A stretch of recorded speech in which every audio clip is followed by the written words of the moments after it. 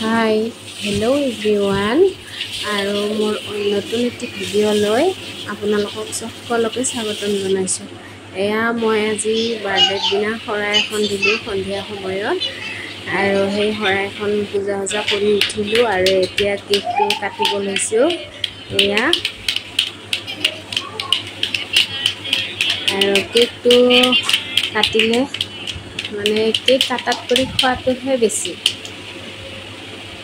Cake খাই খুব ভাল পায় আৰু এইটো এগলেছ কেক হয়। এয়া ময়ো খুৱাইলোঁ তাইক, তাইও খুৱালে।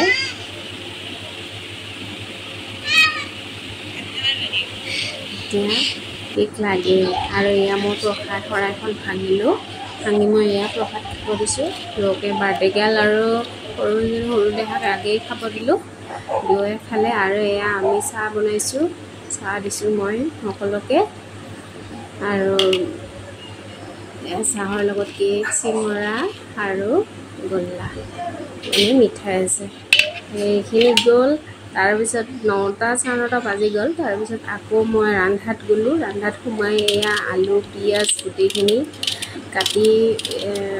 কাটি মেলি লৈ এয়া ৰেডি কৰি ল'লোঁ। আৰু এইফালেতো এইখিনি বহাই দিলোঁ কেৰাহী এখনতে। আজি মানে ইমানখিনি গোটেই লং ৰেচিপিটো নেদেখুৱাওঁ, অলপ দেখুৱাইছোঁ আৰু আপোনালোকক। ৰাতি বনাওঁতে 10টা হৈয়ে গৈছে। খুব দৌৰা দৌৰি গোটেইখিনি কাম বন কৰি চবখিনি অকলে যিহেতুকে মই, সেইকাৰণে অলপ হেৰি হৈছে।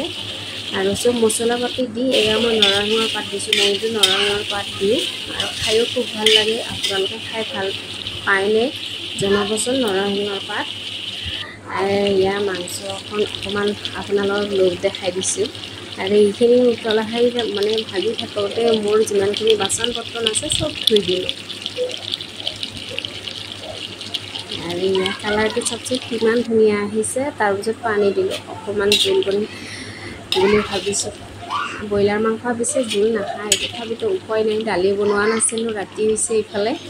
সেইকাৰণে তেওঁ সুধিছিলে কিন্তু আমাৰ 15 তাৰিখৰ পিছত মানে আমি ব্ৰইলাৰৰে মানুহ হয়। সেইকাৰণে এয়া মোৰ মাংস ৰেডি হ'ল। তাৰপাছত আকৌ এয়া চব ৰেডি কৰিলোঁ।